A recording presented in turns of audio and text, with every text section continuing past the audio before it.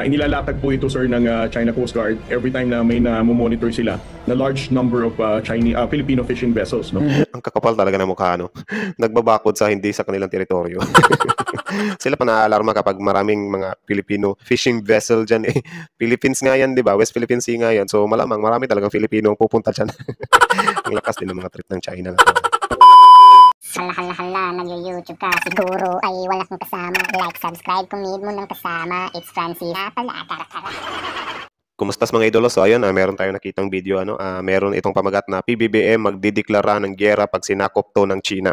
Nagbantang gaganti sisirain ang border nila. So as you can see, dito daw sa video to ay makikita natin na medyo nakikialam na ang ating Pangulo. Meron nga din ako mga nakikita na comment dito na pilit daw talagang ginigising ng China ang pagiging dugong Marcos ni President Marcos. So ayun, dito na kaya makikita ng China ang dugong Marcos, kung gaano katapang yung ama ni PBBM dati. Gusto atang makita ng China yon. So yun, dahil nga din ito sa pambabraso ng China sa West Philippine Sea sa atin ay yun, di na nga ito pinalagpas ni PBBM at nagbigay na siya ng mando dito kasi siguro ramdam niya na sobrang namumuro na itong China, di ba? So ayun, mula ito kay Boss Balita TV. So sa mga viewers natin dyan, sa mga subscribers natin, kung hindi nyo pa na-subscribe si Boss Balita TV, subscribe nyo yan. Lalagay natin yung link niya sa ating description sa baba. Tapos puntahan nyo after nyo mapanood ang video ito. Supportahan nyo rin siya kasi about din sa mga balita yung video niya, gaya nito mga Philippine-China Sea. So, yun.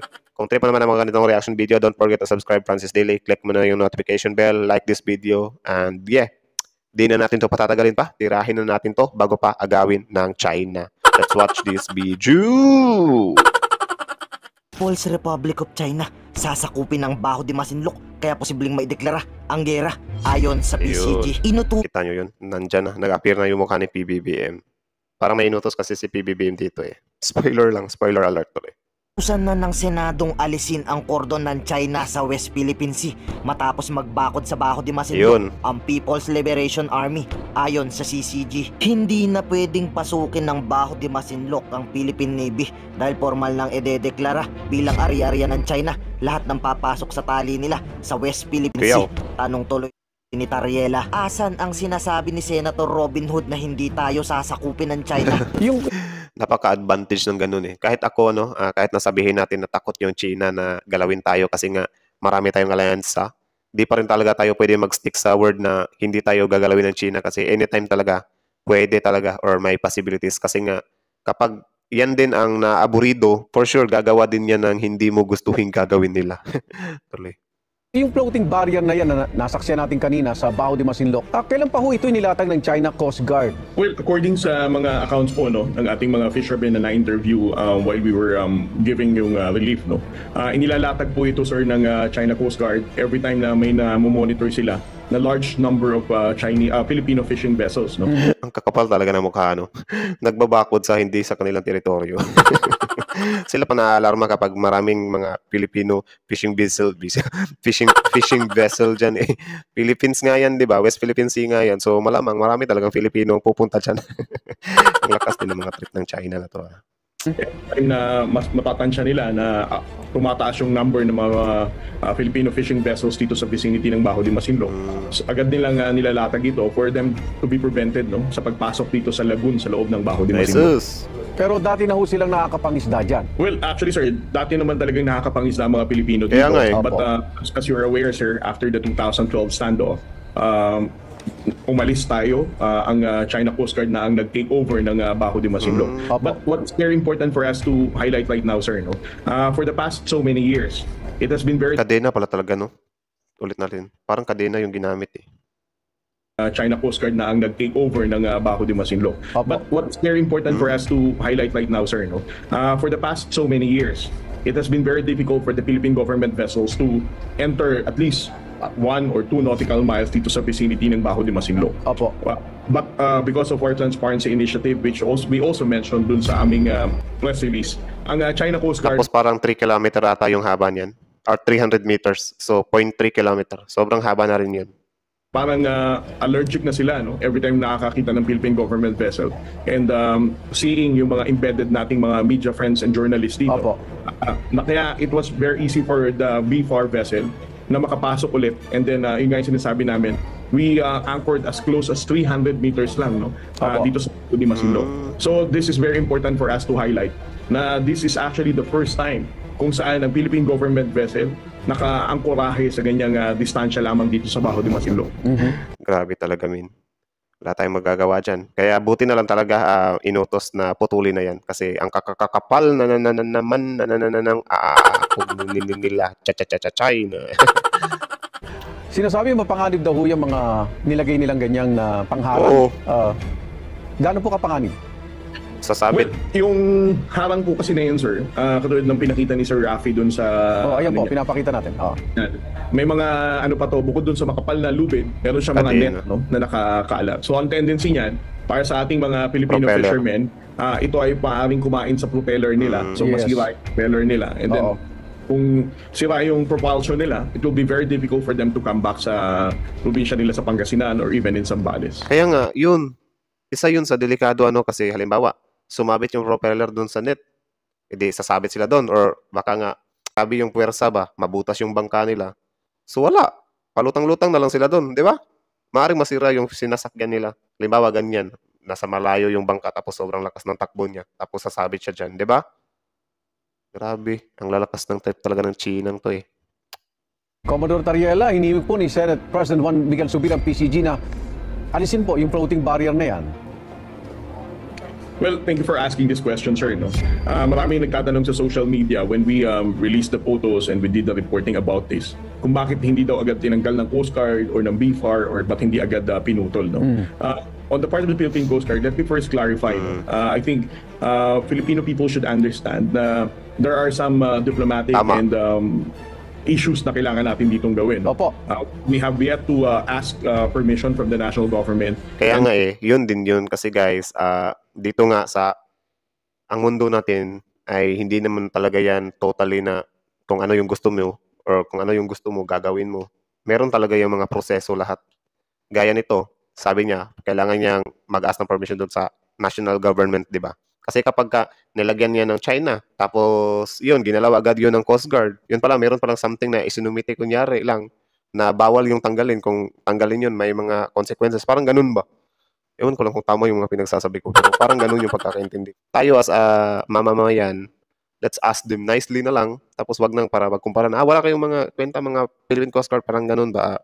Gina-judge natin agad sila. Tinitriggered natin agad sila, di ba? So, sobrang pangit ng ganun. Dapat Pilipino tayo, supportahan lang tayo sa kapwa natin Pilipino, di ba? Kasi ang kalaban naman talaga natin dito ay ang China. So, yun lang. Tuloy. Of course, from the Commander-in-Chief, no?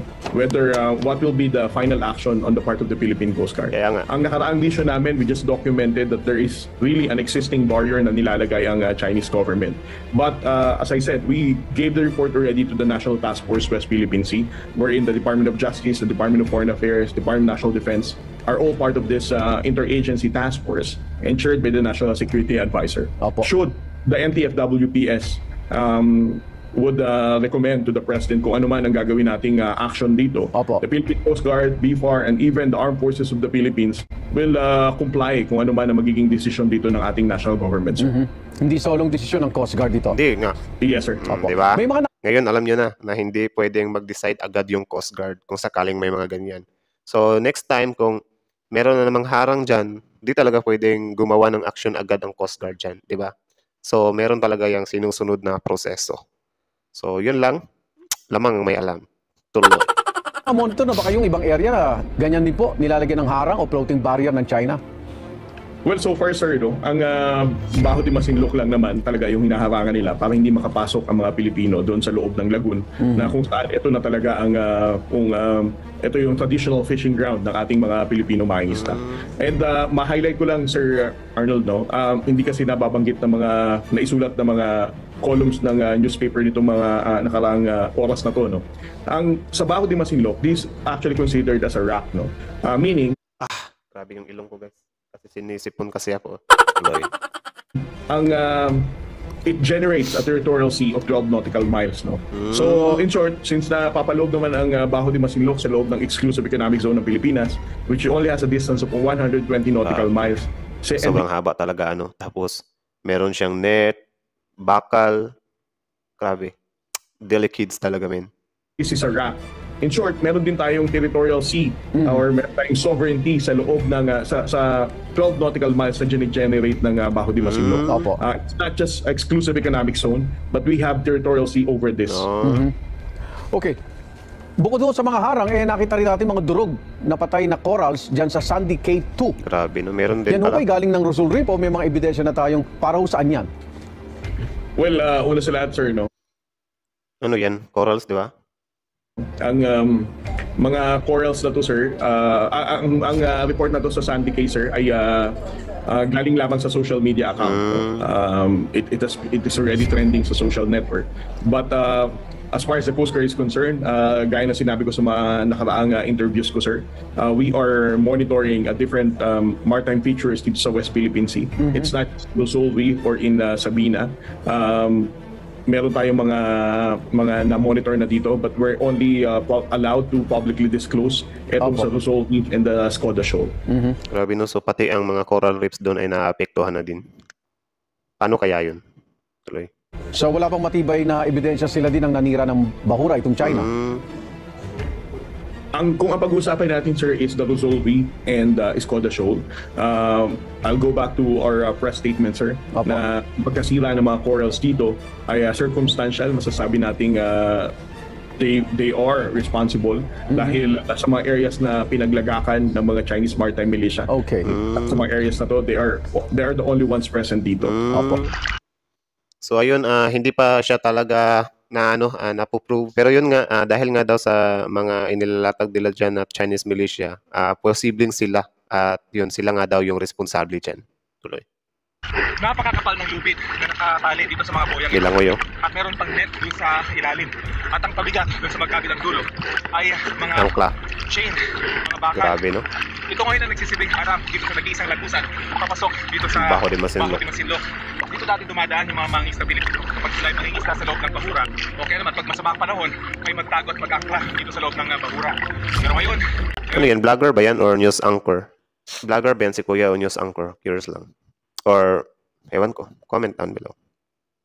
ang student gate dito sa nag-iisang entrada. Ngayon, ikaw, bilang Pilipino, ano ang masasabi mo at reaksyon sa balitang ito? So, ayun nga, kita nyo naman na harap-harapan talaga. Harap-harapan talaga yung pang-ano nila sa atin. Tapos, yun, ang isa nga din sa nakakatawa ay pati yung mga corals doon ay naapektuhan na. So, it means hindi talaga siya iniingatan, parang mas lalo pang naaabuso. Inaagaw na nga, inaabuso pa. So, anong katangahan yun, China? Tapos yun, meron nga ako nakita na mga bagong video ngayon na nakapagsasabi na natanggal na nga daw yung mga harang na yun. At yun nga, sa utos sa Senado at saka ni PBBM. Pero ayon sa TV5 na iniulat nila na kahit na natanggal na daw yung harang na yun, posible pa daw yun na ibalik or maulit kasi nga yun daw talaga yung parang something na gagawin ng China sa mga panahon na ganito. Kasi nga sobrang naaalarma daw sila na parami yung mga Filipino vessel na pumupunta doon. Tapos yun, parang nagiging banta pa sila kanila. Kumbaga, kung sino pa yung may-ari, yun pa yung nagiging banta, di ba? Yung hiya naman sa China, di ba? So yun, sobrang sobrang lakas maka-epal tong China din, So ayan, hanggang dito na lang. Subscribe nyo, Boss Balita. Tapos yun, comment nyo sa baba kung ano yung opinion nyo dito para malaman din namin. At yun, don't forget to subscribe Francis Daily. Like nyo na rin yung video to at subscribe with notification bell para lagi kang updated sa mga bago nating reaction video. Kung trip nyo na mga ganito, di ba, na may kasama kayong manood kasi syempre mas nice na rin yung may kasama kayong manood. Pero well, meron namang ibang tao na hindi gusto yung may kasama silang manood. So it means hindi para sa'yo tong video to. Hindi ikaw yung market ko. Kasi yung mga market natin dito ay yun lang gusto na may kasama manood. Malay nyo, di ba, may mag-agree sa mga opinion nyo. Tapos yun, i-comment nyo sa baba kung ano yung opinion nyo sa bawat video na i-react natin para malaman din natin kung meron din bang nag-agree sa mga opinion nyo. Gaya ko, meron din bang nag-agree din sa opinion ko? Meron ba akong kaparihan ng opinion patungkol sa usaping ito? Something like that. At yun, hanggang dito na lang. Francis Daily, out. Subscribe.